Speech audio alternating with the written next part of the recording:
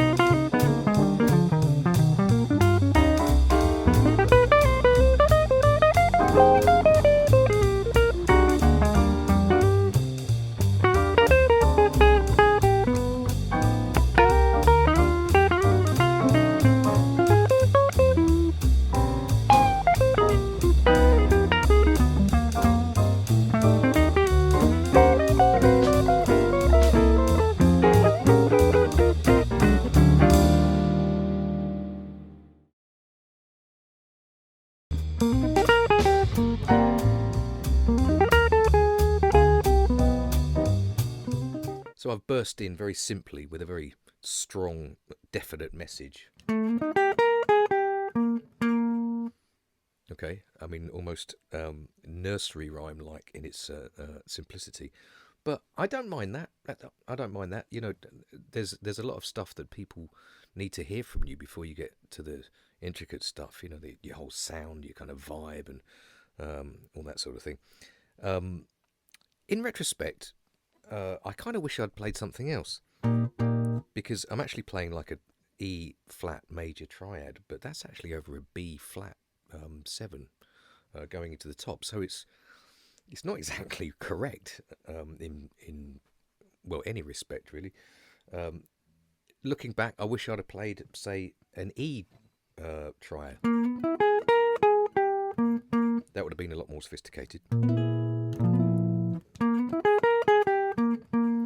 So, or even just like a B flat 7. But I didn't. So I could have stopped the take there. I could have said, "Oh no, that was rubbish," and just not continued. But that means that the rest of the take wouldn't have happened. I know that sounds really obvious, but sometimes I think you just got to swallow things. Just as long as it sounded, you know, rhythmically strong and melodically strong, then you know, you can't really beat yourself up. You know, that's gone.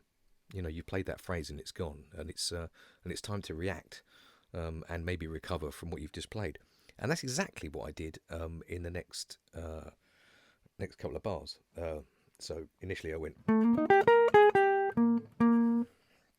I played exactly the same thing, but now I'm moving chromatically down to the flat 5 of D minor 7 flat 5. And there's a 4. And then I'm moving to the 3rd or the leading note of G. So suddenly there's it feels like it's all sort of glued together. You know, there's some kind of continuity between those first two phrases, and suddenly it's more of a statement.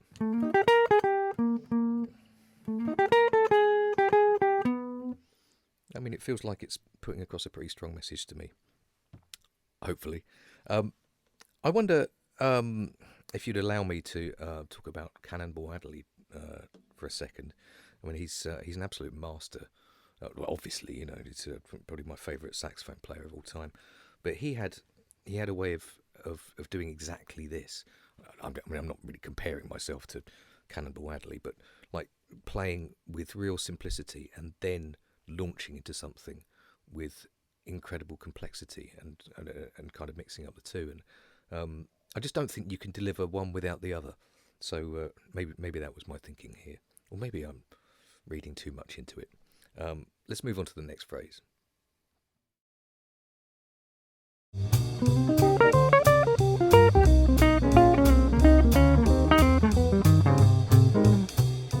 So here comes the complexity that I was talking about. This is basically 4 bars of relentless eighth notes.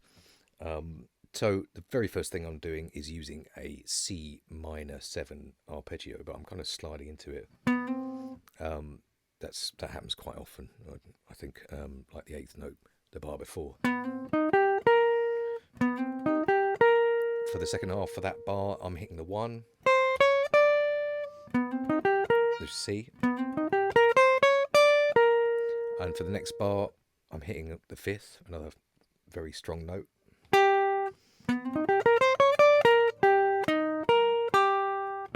And then the flat 3rd.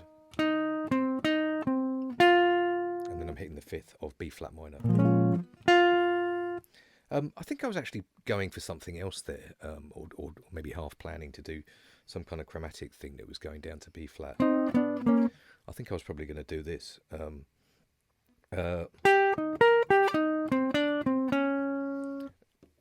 But I decided at the last millisecond to do something else, to actually hit the 5th. So I found myself kind of treading water on that, which is why I repeated that.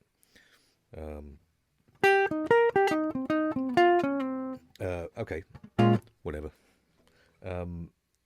So now I'm on the 5th of B flat.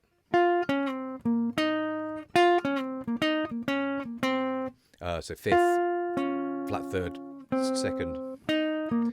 But I'm actually building everything up towards an enclosure over the sharp 5 of E flat. I'm actually going for a kind of augmented thing.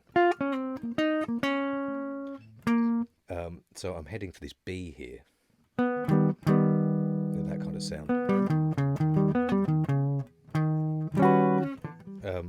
So I'm going 9 over B flat 4, and then I'm going half step below the B, which is B flat, luckily.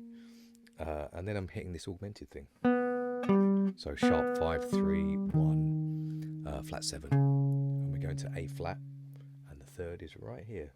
And then I'm just going to come out with something really, really simple, which is kind of a nice way of bookending something quite complex, I think.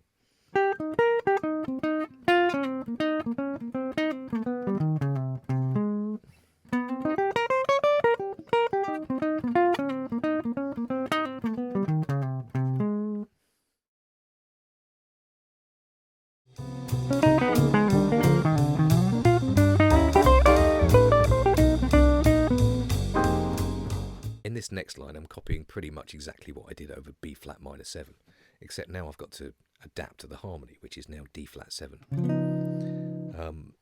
D flat 7's role in this tune, it's a tone below the root, and that kind of tells you that you can use a sharp 11. And the secret of that success is that the sharp 11, the G, is actually the 3rd of E flat major. So I mean, it's a very simplistic way of looking at it, but that's kind of why it works. So that's exactly where I'm going. The B flat went like this, and the D flat I'm going from the root, and then I'm going for the sharp 11. But of course I'm heading down, or heading up should I say, for the E flat. And I kind of got to E flat a bit too quickly, so I'm on E flat. But I mean, this is a note in D flat anyway. And actually, sometimes playing the root isn't the best note choice over a major 7. So it's kind of resolving on major 7. So that's how the first bit of the line works. The next chunk of that line goes to G minor 7, which is 1, flat 3rd, flat 7.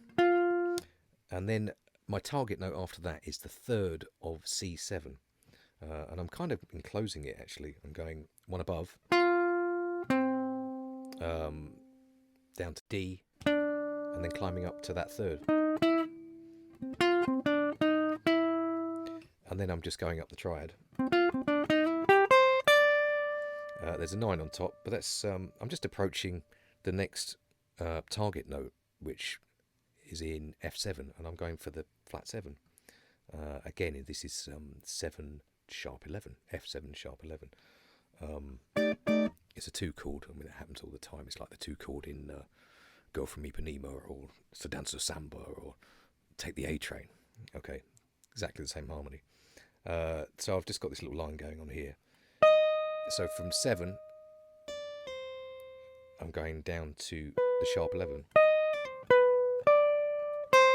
I mean, I'm kind of enclosing that that fifth as well. And then there's the 13, 6, flat 7, and then I'm coming out on the sharp 11. Okay, so that whole thing sounds like this.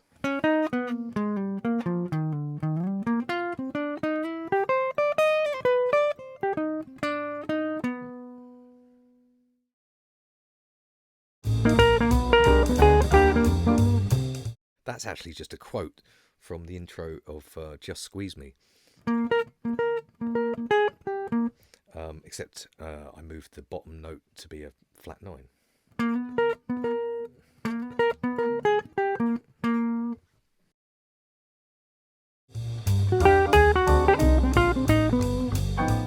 Well, officially, I think that's actually wrong. If you look at the harmony, I'm actually playing a major third over a D minor 7 flat 5, but it works because I'm kind of looking at it more as just one below the G, which is the 5th of where we're going, G to the C, and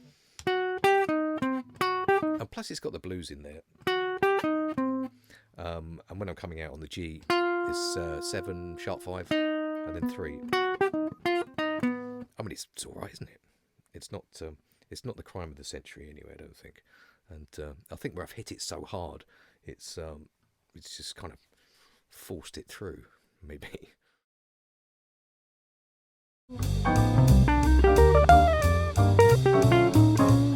Well, this is kind of a little steal off Joe Pass.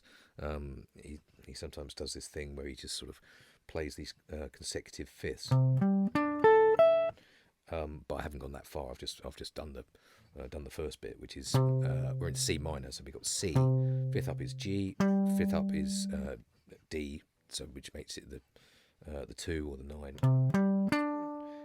And then I've just sort of slipped up onto the diatonic third of C, which is E flat major 7. Gone up another third, and then just slipped back down to 9.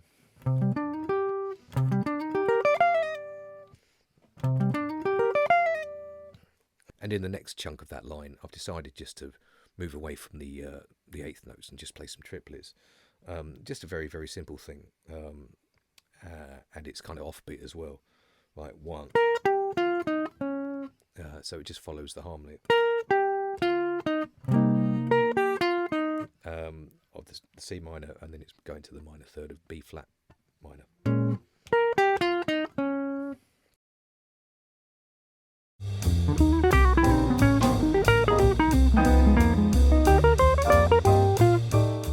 This starts with the commonly occurring bebop lick.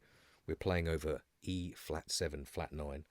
We're starting with the flat 9, and we're just coming up the scale. So we're going 1 flat 9 sharp 9 to the third, except we're playing that in triplets, and then we're going to come down in triplets as well, and then I'm enclosing the flat 7, which is D flat, so we're going 1 below C, and actually that's on the way to enclosing the third of A flat major 7, so 1 below, and then the third, which is the C. So recap so far.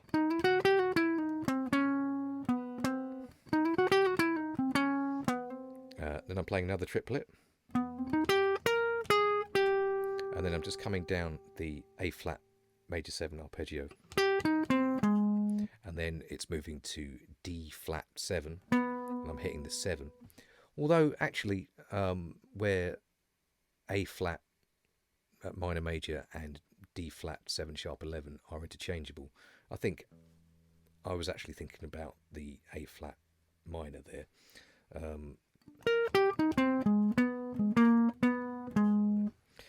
So just to recap,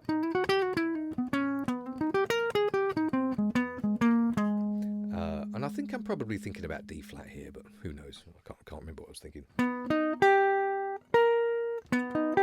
So we've got flat 7, 2, sharp 11, 6, and now we're resolving to E flat major 7. The next available note in the major 7 is 7, but actually I've decided just to hit the 6 and then move to the 7 and just end in a very, very simple way. I think it needs a bit of simplicity after all that. So the whole thing is this.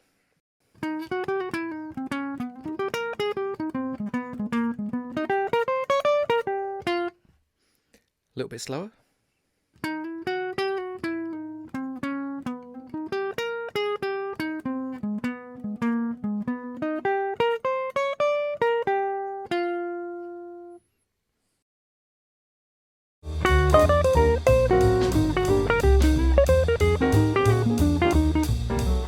This starts on D7 flat 9, 3, flat 9, 1, 7. Next available note in E flat is the 5th, and then I play this play these notes, 6, and then the flat 7 of A flat, 5, and then we've got a 3, 6, 2, 5, 1 coming up. This is actually a Chet Baker lick that I nicked donkeys years ago. So G minor 7, start on G, up, down, 7, takes you nicely onto the 3rd of C7 flat 9, 3, flat 9, 1, 7, and then that leads you to the 3rd, minor 3rd of F minor, 5, flat 7, 9, and then we're going like a B flat augmented, more like a sharp 5, down to the root of B flat, and then natural 5th, and then finish on E flat. So the whole thing is this.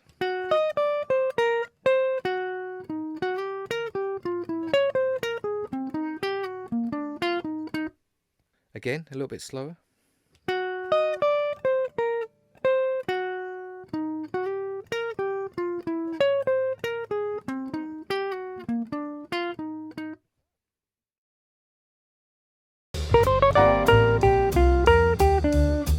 I think after all that complexity, I decided to chill out for a couple of bars. I think it's important to give the listener a bit of a, an easier ride just for a second. Not only that, but give yourself an easier ride. It just allows you a little bit of time to collect your thoughts. So we'll just play something really simple. I mean, it's still, absolutely following the changes.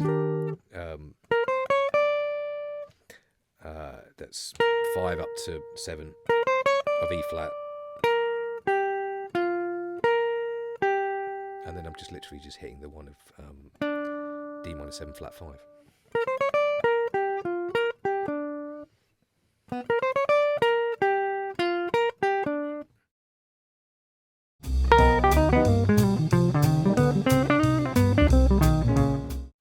Well, I know I said I didn't have any licks, but this is definitely a lick, and not an uncommon one at that. In fact, it's known in certain circles as "please have a banana." And there's a few variations of that.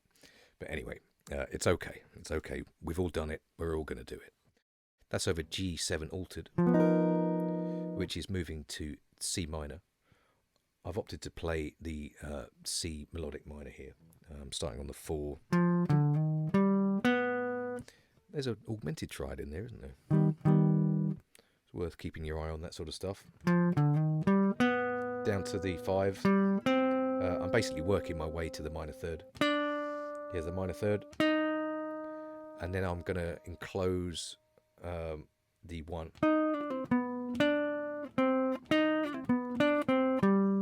So 1 below, so heading for the 1. 1 below, 1 above, 1, then back down the arpeggio. And then I'm hitting the minor third of B flat minor 7. So that whole bit sounds like.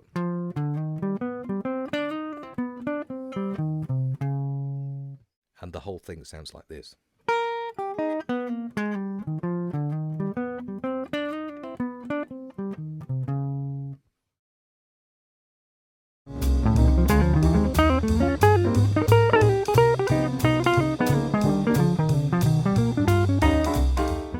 Well, that sounds pretty terrifying, doesn't it? It's not as bad as you might think. I don't think. Basically, I'm taking B flat minor. I'm approaching it from half step below, playing it in triplets.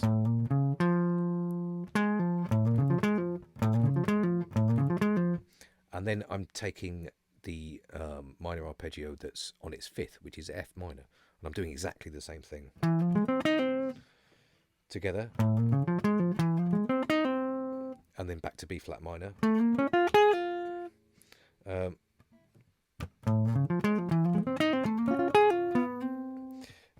And then I'm hitting A flat major 7, but I'm kind of I was in that sort of minory sort of mode, and I know that C minor kind of fits over A flat 7, but yeah, I mean it sort of shows itself to you, but I still know that I'm in A flat 7.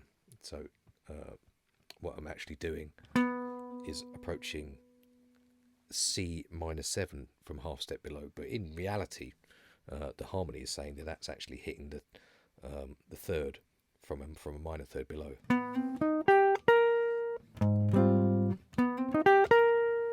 Right, so it sounds like this.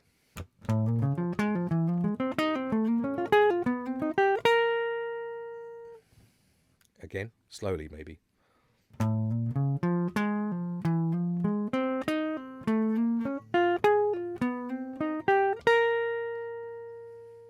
Then we're moving to E flat. That brings us nicely onto the 3rd. Coming back up to the 5th. And then 2, 1. Major 7. And then I'm just coming up the arpeggio. And then 1 below, and then E flat.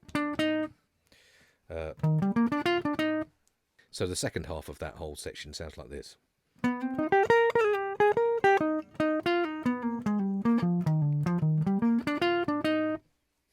Slowly.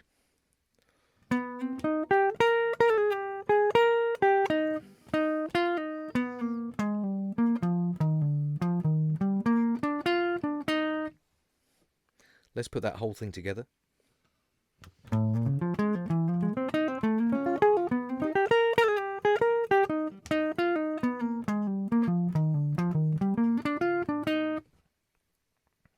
Slower.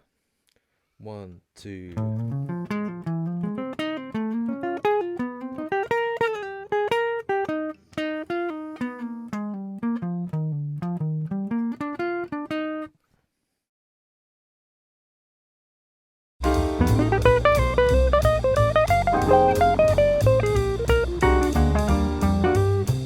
This is a line over F7 sharp 11. We're starting off half step below the 5th. The 5th is C, so we're starting on B. We're starting on the 2nd 8th note. That's how we're starting. We're sort of enclosing the 5th. And then moving to the 7. 3, 4, 1. And then I'm literally climbing up to hit the 9 of F minor, and I'm just going to find the best notes to get there, and I'm literally just going up. I need another note, so I'm just going to put in this sort of G flat, and we're there. So that sounds like this: 3, 4, 1.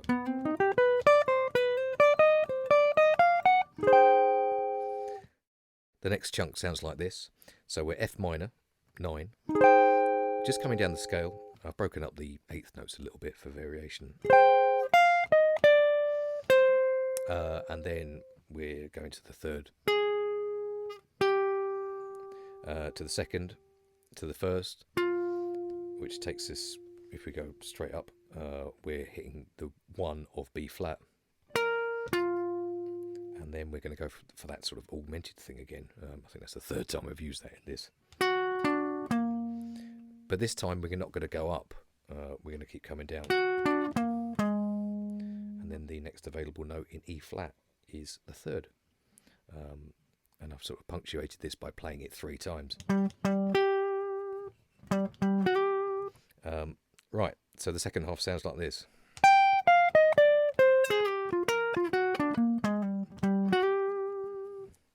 Stitch all that together and it sounds like this.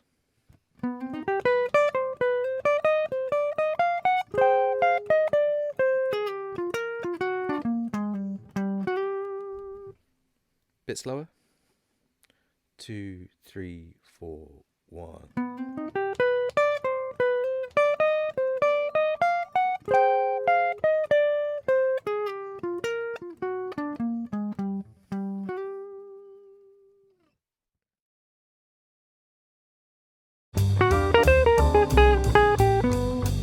Okay, so again, I've opted for simplicity after a chunk of complexity. I think I can see a pattern emerging there. So yeah, just keeping it really, really simple and just sort of outlining the changes. Here's E flat. Then we're going to D minor 7 flat 5. Literally going between flat 5 and 4. And then we're going to the third of G7.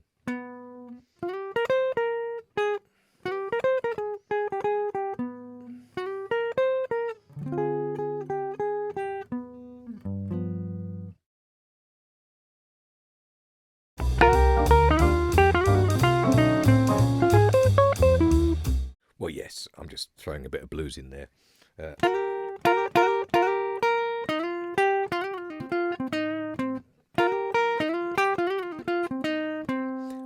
And then when it comes to the... No, that's over C minor.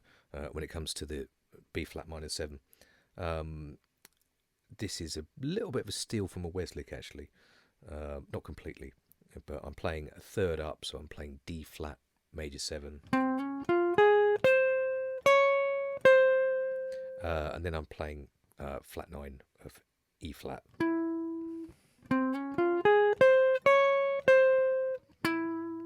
So that whole thing sounds like this. A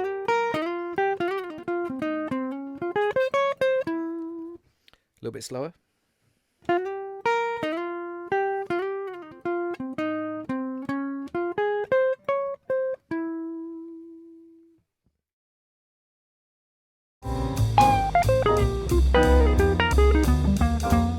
Well, who says you can't bend 14s? I'm actually bending from the major 7 to 1 here, but I'm not actually striking the string until I'm at 1. So it's like a pre-bend, if that's a word. Sounds vaguely obscene. So here we are, major 7, and I've bent it to 1. And then I'm just coming down the A flat major 7 arpeggio. And then we're hitting D flat 7 sharp 11, starting on the flat 7. This is actually the same lick. I haven't got any licks. The same lick that I played earlier on.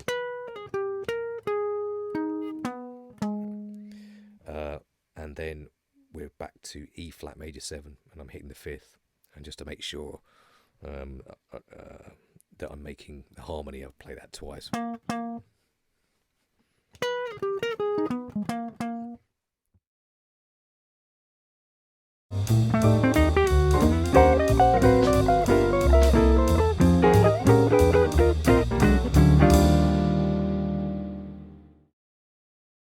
Okay, that first bit is A minor 7 flat 5 arpeggio, just going up. And then dropping a half step to get to the third of D. So we've just got this crazy bit at the end.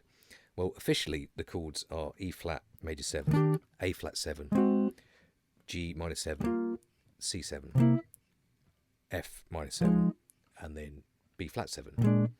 So like 1, 4, 3, 6, 2, 5, 1. So what I've done here, I've basically made the E flat a 13 sharp 9. And this next one, A flat, done a bit of a tritone substitution on that, and it actually takes you to D7. And I've just made the D a 13 sharp 9 as well, which takes you to the G, which I've made a 7 chord, but done a tritone substitution again, and made that a 13 sharp 9. And would you believe it, the C7, I made a 13 sharp 9. So we just end up with this, which I think they call it symmetric motion or something like that. And I've just stuck that line on top.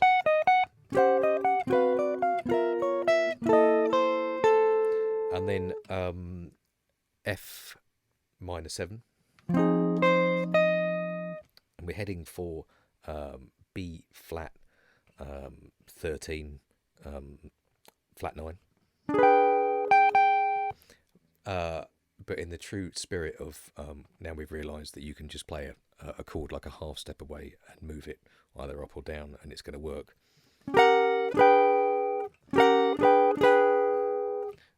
So that's all I'm doing, and then hitting E flat, one of these sort of stacked fourth voicings. So you've got 6, 9, 5, 1. And then right at the end, I'm just hitting B flat 7 sharp 5, and then again I'm just sliding a D major 9 up to an E major 9. So the whole thing sounds like this.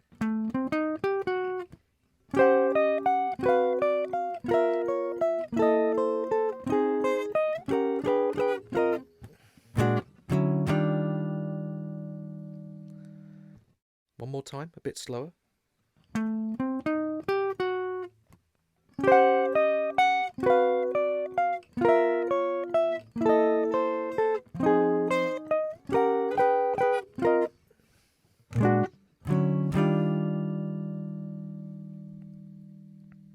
Yay, finished. Well, I hope that's given you an insight into the way I like to think about the creative process. It's not all that complicated, but it's just a case of being able to execute the ideas at the point of delivery, with variation, leaving some gaps, giving an audience and yourself, time to digest what's just gone on. So yeah, hope you've enjoyed it, and I'll see you again next time.